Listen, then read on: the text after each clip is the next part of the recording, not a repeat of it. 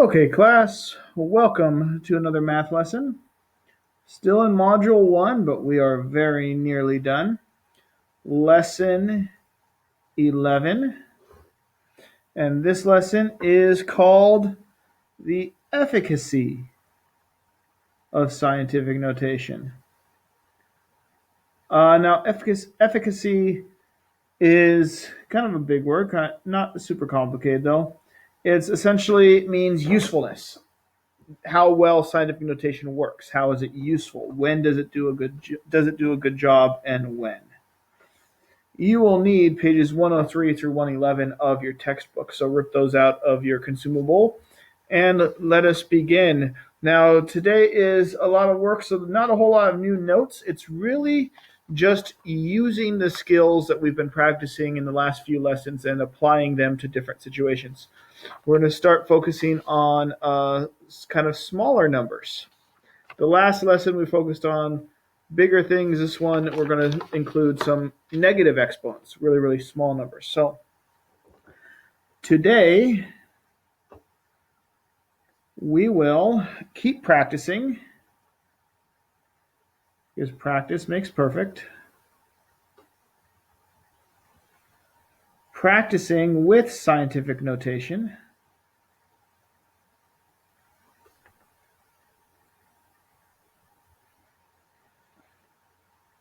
And we will see how it is very useful with certain values. Scientific notation has a usefulness. It has efficacy with certain things. You're talking about smaller numbers, you don't talk about normal size numbers, you don't really need scientific notation. But when you get super big or super small, you need to use your scientific notation. So let's look at some of these. When do we use scientific notation? In what situations? So let's look at exercise 1 on page 103 and see an example of where it is. Exercise 1, the mass of a proton is something super small. That's a lot of decimal places right there. I don't even want to know how to read that number, because it's 1,672,622 something. But in scientific notation, I can write this, because I know in scientific notation, I want the decimal to only have a 1, 2, 3, 4, 5, 6, 7, 8, or 9 in front of it. I do not want a 0 in front of it. And so I have to go all the way down here to get a 1 in front of it. So I know, because rule number 1 says the decimal has to be 1 or bigger and less than 10. So the first part of my scientific notation, rule number 1, tells me the decimal has to look like that. Rule number 2 tells me it has to be multiplying. Rule number 3 tells me it has to be base 10, because that is how humans measure place value. I just need to know how many place values I moved this decimal. Now, the number is super small, so I know because it's small, the exponent is going to be negative. But how many? Well, this is where I look at this, and they're very nice to us, because if you look, they left little spaces every 3 decimal places. So I'm going to count by 3s. 3, 6, here I'll write them down for you. 3, 6, 9, 12, 15, 18, 21, 24, 27 decimal places, 27 place values. So it is going to be 10 to the negative 27th power. That is the mass of a proton right there. Now, question, which way would you rather write it? Would you rather write it like this, or would you rather write it like this? Personally, I would pick this one. It's less writing, and if I have to put this into an equation, I know that if you ask me to write this, I'm going to mess up the number of zeros. That's 26 zeros. I'm going to mess that up if I have to write it down. So I would prefer scientific notation. Exercise 2, same thing, only this time it's the mass of an electron. Try writing that one in scientific notation yourself. Pause the video, try it yourself, and we'll see how well you did when we come back. Okay, so you should have paused the video, and you should have said, okay, rule number 1, I need a decimal that has a 1, 2, 3, 4, 5, 6, 7, 8, or 9. So the decimal is going to move all the way to here to get a 9 in front of it. So rule 1, the decimal is going to be 9.10938.291. Rule number 2, it's multiplication. Rule number 3 is base 10. What's the exponent going to be? Well, how many place values did the decimal move? It's small. This number is small, so I know it's going to be a negative exponent because I'm on this side of the decimal. Let's see, 3, 6, 9, 12, 15, 18, 21, 24, 27, 30, and then one more. That is the mass of an electron. Hopefully you got both of those. Hopefully you know your 3 signing notation rules, and you can write the signing notation even when the exponent is negative. Exercise 3, we're going to use these 2 answers to write a ratio that compares the proton to the electron. Now this goes all the way back to 6th and 7th grade when you practiced ratios. There are 3 ways to write a ratio.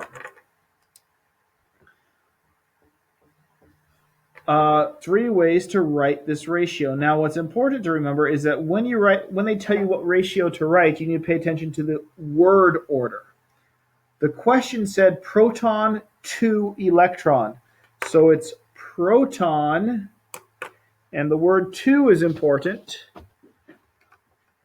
Proton to the electron. So the proton has to come first, because they said it first in the sentence. So you can say proton to electron. You can write it like that.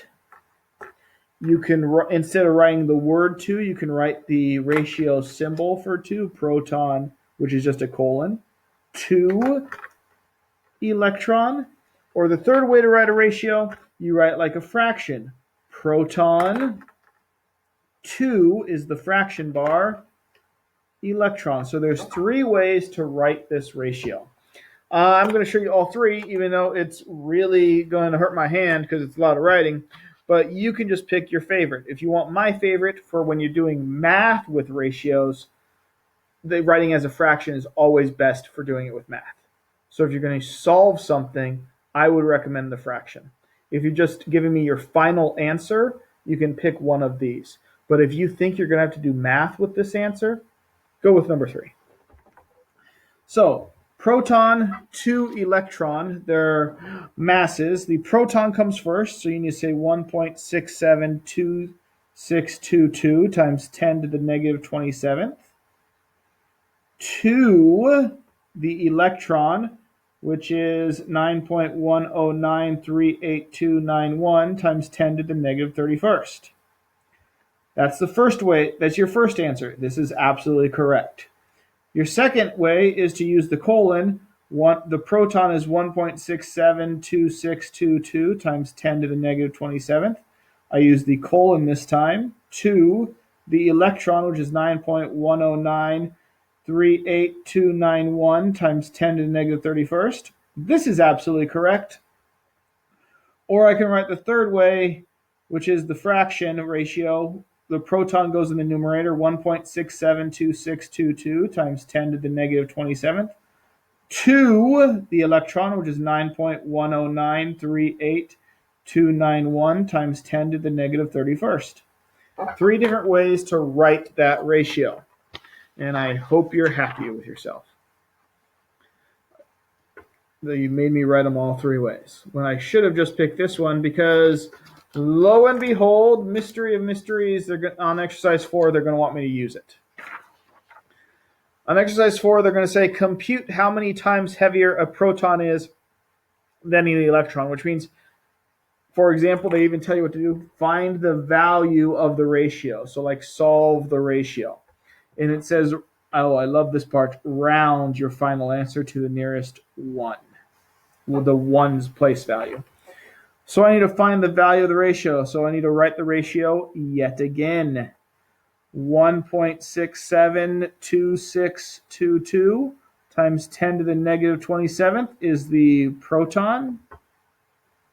And the electron is 9.10938291 times 10 to the negative 31st. I need to solve this. So the first thing I'm going to do, like I've done in other lessons, and hopefully you've done with me, I'm going to separate my like terms. I'm going to turn this into two separate fractions that I can solve independently much easier. So the decimals go in the first fraction, and the exponents go in the second one. They are separated now, which makes it easier to solve. Next step is divide, and this is where I recommend a calculator, either a hand calculator or use the online calculator link in Symbaloo. You divide that by that, you get a ridiculously long decimal, 0.183615291,675.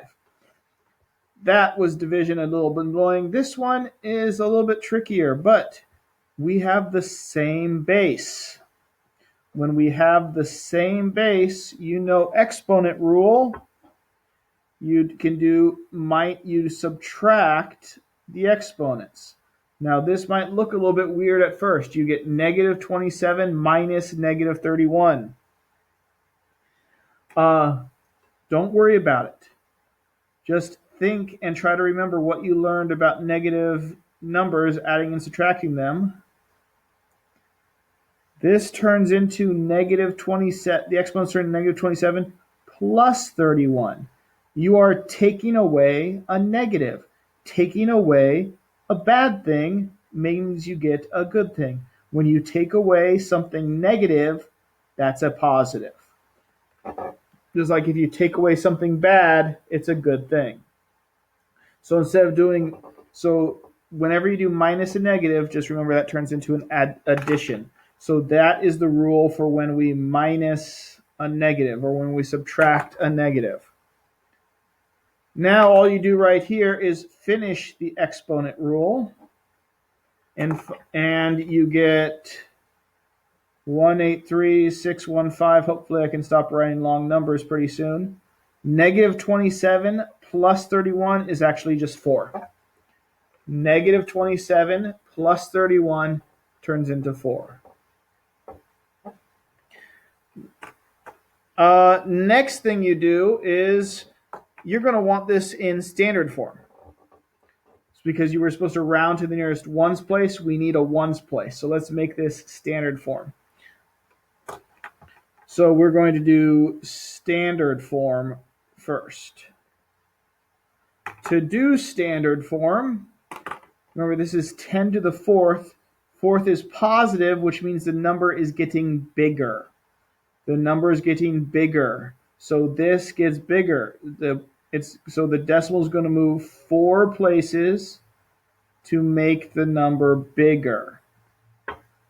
The 4 places comes from 10 to the fourth, bigger because it's positive. And so when we write this in standard form, we get 1,836.15291675. And remember the question said, round to the nearest ones place. Well, to the nearest ones place, thankfully I get to round finally, is 1836 because the 1 tells me to round down. So how many times heavier? The proton is 1,836 times heavier. That is how we solve a scientific notation division problem with some really small numbers. If we look back here and I told you to go go back to exercise 1. If I told you to do this number divided by this number, you probably would have freaked out, or you would have just quit. But if I ask you to divide with scientific notation, I have shown you the process of how to do it. Just follow these steps for dividing. If you need another example, they gave you example 2 on the bottom of page 104. I am not going to talk about it because they did all the work, and frankly, I don't want to talk anymore than I have to today. Let's go to exercise 5 together. Let's look at exercise 5, page 105. The geographic area of California is that many square miles, and the geographic area of the U.S. is that many square miles. Let's round these figures. Okay, so they're going to make the scientific notations for us. How nice of them. In terms of area, roughly estimate, there's one of my favorite words, estimate, how many Californias would make up one United States. And then compute the answer to the nearest ones. There we go, to the nearest ones. So we need to know how many Californias fit inside the United States. How many Californias go inside the United States? Well, fortunately, they gave us the scientific notation. So how many Californias fit inside the United States? Well, the United States is 3.794 times 10 to the 6th. And a California is 1.637 times 10 to the 5th. So how many of these Californias fit inside the whole United States? Again, my first step is going to be separate into two fractions the things that are similar. I call them the like terms. I don't know if that's technically correct, but that's what the word I'm going to use. So the decimal parts get pulled over here, and the exponent parts get pulled over here. Next thing is divide both parts separately. For this one, I would use a calculator. And when you use a calculator, do that divided by that. You should get 2.3176. For this one, when you're dividing the same base, you know this rule we've been talking about for weeks now. You just subtract the exponents, 6 minus 5. That is just your exponent rule that we have been getting a lot of practice with. So finishing the exponent rule, we get 10 to the first, which looks like scientific notation, except for that they wanted the answer to the nearest ones place. They did not want scientific notation. So let's put this into standard form. Instead of scientific notation, let's put it into standard notation. So this is 10 to the first, which means we are moving the decimal one place value. It's moving one place value. And which way is it moving? Well, this is a positive 1, so that means the number is getting bigger because it's positive. So if we move the decimal this way, the number gets smaller. So we need to move the decimal this way to make it bigger. And we only move it one space. So the answer in standard notation is 23.176. But then again, also remember, we're not done yet because they said estimate and to the nearest ones. So I'm going to round for my last step. And is 23.176 closer to 23 or closer to 24? It is closer to 23. So that 23 Californias can fit in the United States of America, in the USA. So if you ever get somebody ask you, hey, how many Californias can fit in the United States? You know exactly how to solve it. Or you just remember the number 23. Let's look at exercise 6. Remember, if you need a break in between these exercises, you can pause the video and you can just make me stop talking just like that. But I'm going to keep talking. Exercise 6. The average distance from Earth to the moon is about that far. That is the average distance. And the distance from Earth to Mars in 2014 was that distance. On this level, how much farther is traveling the Earth to Mars than the Earth to the Moon? So it's asking how much farther. That means kind of like what is the difference between the traveling. So how much farther away is Mars? Well, that's a subtraction problem. How much farther means what is the difference in the distances? So we need to do the Earth to Mars minus the Earth to the Moon to find out the distance, to find out how much farther. Well, they gave us both of these answers. The Earth to Mars is right here, 9.24 times 10 to the 7th, minus the Earth to the Moon, which is right here, 3.84 times 10 to the 5th. Now we just need to solve this. But remember, there's a couple things to notice. First of all, this is a subtraction problem. And remember, for adding and subtracting, place value matters. Place value matters. Adding and subtracting, you should know place value matters. And the first thing you should see is, well, I know 10 with an exponent, that's a place value. So that's a place value, and that is a place value. And these place values don't match. So I am not allowed to subtract yet. These place values don't match. I cannot subtract. I need to make them match. I need first to match the place values. I do that, and if you've been watching my videos, you know how we do that. I'm going to get a 10 to the 5th in both of these. The way I do that is turn 10 to the 7th into 10 squared times 10 to the 5th. Because you know your exponent rules, 2 plus 5 makes 7, so that works. The 3.84 times 10 to the 5th can just stay because it's already 10 to the 5th. Now I have a 10 to the 5th in both. Place values almost match. I just need to get rid of this one. Well, the way I do that is I put this part together. I multiply just that part. And this is 10 to the 2nd, which means it's changing by 2 place values. Which way is this decimal changing by 2 place values? Is it moving to the left or is it moving to the right? Well, the 2 is positive.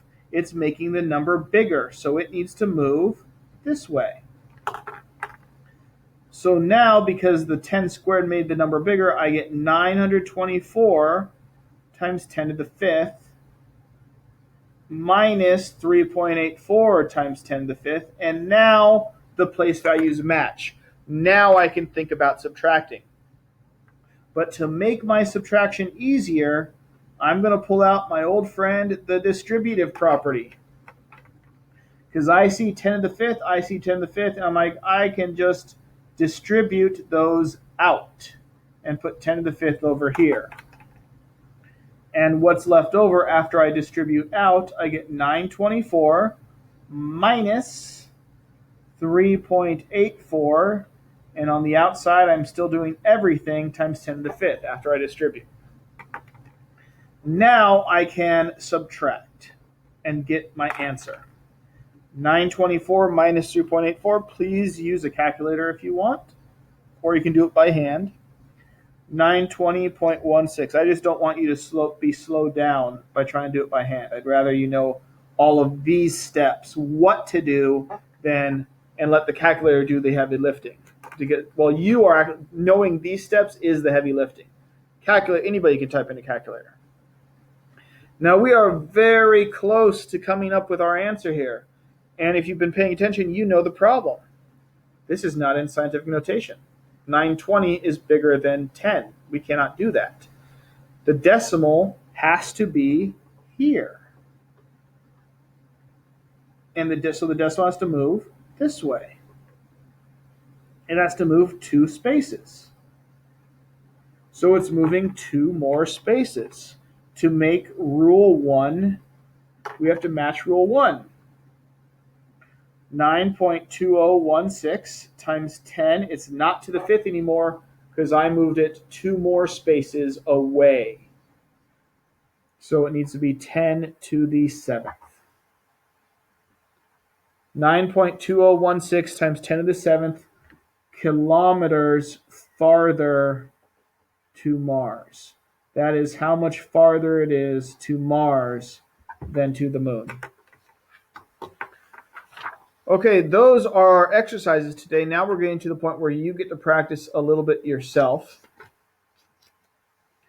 I will still help you through these just a little bit. Let's look at the exit ticket first.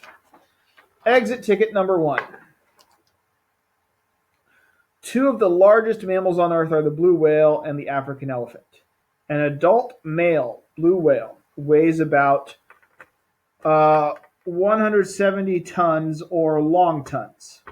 1 long ton is 1,000 kilograms. So we need to show the weight of the blue whale is 1.7. We need to show the weight of the blue whale in kilograms. It tells us the weight in tons or long tons. We need to know the weight in kilograms. But we know 1 ton is 1,000 kilograms. So 170 ton equals 170. A ton, remember, is 1,000 kilograms. So it's 170 times 1,000 kilograms. Well, let's write this in scientific notation. Let's start with 170 times 10 to the 3rd. 1,000 turns into 10 to the 3rd. Still not in scientific notation yet, because here's where the decimal is. Here's where the decimal has to be for rule 1. So I need to move it 2 more spaces. And that is where 1.70 times 10 to the 5th happens. When these 2 spaces get added to the 3. That is how I prove that the blue whale, 170 tons, is the same as 1.7 times 10 to the 5th kilograms. Now we're going to use this answer for exit ticket number 2. An adult male African elephant weighs this much. How many times heavier? Not how much heavier, how many times heavier is an adult blue whale than an adult African elephant? So find the value of the ratio and round to the nearest ones. So this is asking us how many times an elephant fits inside a blue whale. So we need to do how many elephants match a whale. What is the ratio of whale to elephants? Well, the whale we found right here, 1.7 times 10 to the 5th. The elephant is right here, 9.07 times 10 to the 3rd. Now we need to solve this by dividing the 2 scientific notations, which we did have practice with in exercises 4 and 5 today. So exercise 4 and 5 on 104 and 105. So this is the same as exercises 4 and 5 on pages 104 and 105. So what I'd like you to do is I'd like you to solve number 2 on your own, divide these 2 scientific notations. You can use these questions as examples. Don't worry, when you come back after you pause the video, I will show you my work so you can see how it's done. But I would like you to try this on your own right now, please. Okay, hopefully you did the work on your own. The first thing you should have done, if you were following these examples like I asked you to, is separate your like terms. Separate the decimals and the exponents into 2 different fractions. And then the next step is to divide these to make the fractions go away. 1.7 divided by 9.07, you might need a calculator for that. I know I would use one. But for this part, you don't need a calculator because you know you just subtract the exponents. That is an exponent rule we learned a while ago. So to finish the exponent rule, what we will do is we'll keep the decimal right here. And we'll say this is times 10 squared. We're going to want standard form now because it says round our answer to the nearest ones place is not a ones place. I want to know how many elephants fit inside of a whale. So let's do standard notation. So right now, I need to look at the exponent. It is this decimal is changing by 2 place values. And it's a positive 2, which means it's making the number bigger. So to make the number bigger, I need to move 2 spaces this way. So now my answer is in standard, not in exponential form anymore. In standard form, I get 18.743. But I'm not done yet because remember it said in the instructions round to the nearest ones place. So I still need to round. It does not want a decimal answer. So 18.743, is that closer to 18 ones or 19 ones? The 7 tells me I need to round up to 19, which means a blue whale is 19 times heavier than an elephant. The blue whale is 19 times heavier than an elephant, which means like 19 elephants in a blue whale. So this is dividing scientific notation. Hopefully you are getting really good at this as we've practiced quite a bit. Here's the homework helper for you. They always give you a homework helper. Homework helper on page 109 to give you a hand, to help you out. And then we come to the problem set. Now I'm going to be a little bit nice to you on the problem set today. You do not have to do number 3. You don't have to do number 4. I will give you the answers if you feel like doing them. The answer number 3 is 874,920,000 people. That is what the population would be if the whole country was like California. This is what the United States population would be if the whole country was like California. And for number 4, which you don't have to do, you would find out that California is 3 times denser than the rest of the United States, than the average United States. That means 3 times as many people in California than the same land size throughout the country. But you don't have to worry about number 3 and 4 unless you want to. I would like you to work on numbers 1 and 2. Number 1 says there are approximately 7.5 times 10 to the 18th grains of sand on Earth. Somebody actually sat down and guessed how much pieces of sand are on Earth. Then it says there are this many atoms in the average human body. So how many pieces of sand on Earth? How many atoms in your body? And then, are there more grains of sand on the planet or more atoms in your body? How do you know? Well, it's actually quite simple to know because whenever you compare numbers, back when you were in kindergarten or first grade, they said which number is bigger. You would always look at the place value. You always look at the place value when you compare numbers. So let's look at the place value. This is the sand place value, 10 to the 18th, and this is the atoms place value, 10 to the 27th. Which is the bigger place value? 27 is bigger than 18. So this is a bigger place value. So there are more atoms in your body than sand on the pole planet. And the way you knew this, how do you know? A bigger exponent means a larger number. Bigger exponent means a larger number. Number 2, let's use that information. About how many times more atoms are in a human body compared to grains of sand on the earth? About how many times? How many times means this is going to be a division question, not how many more, not how much more, how many times more. So what you need to do is for number 2, you need to look at and see how many times, how many sands fit inside of atoms. How many times bigger is atoms than sands?